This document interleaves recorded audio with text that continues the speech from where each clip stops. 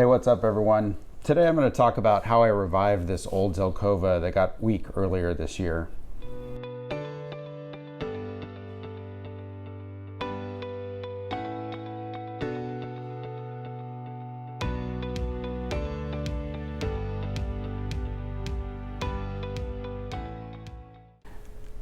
Well, in case you can't tell, this is sitting in an Anderson flat, and you might think, oh, he just took it out of the little container and put it into the big container. But similar to what I do with Mame, what I decided to do here was just to take this tree and kind of sink the pot. And in this case, I actually, because I was keeping it in the greenhouse and I wasn't going to be keeping a super close eye on it, I actually sunk the pot all the way into the soil. So what I'm going to do today is I'm going to cut off some of these roots that have gone over the rim, and then there'll be additional roots that have come out of the bottom of the pot. And I've already done this a couple of times earlier this year to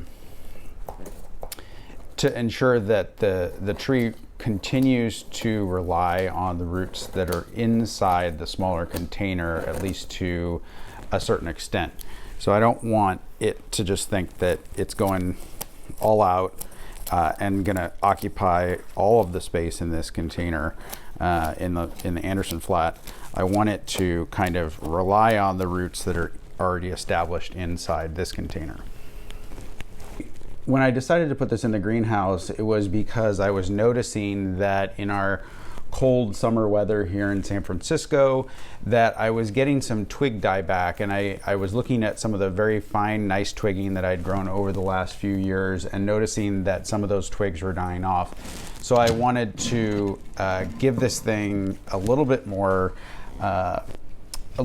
juice in terms of the climate that it was in. But I did lose some of the fine twigs, and I'll go through and I'll trim off all of the twigs that have died over the course of the past year, and then reshape the crown when I can actually see it a little bit better.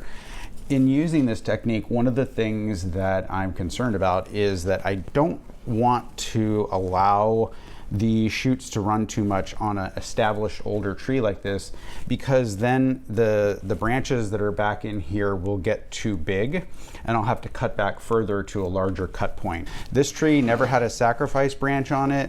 It never had a major cut, and it was trained basically from a seed all the way to this point just by, steady year after year growth. It's probably 12 or 13 years old at this point.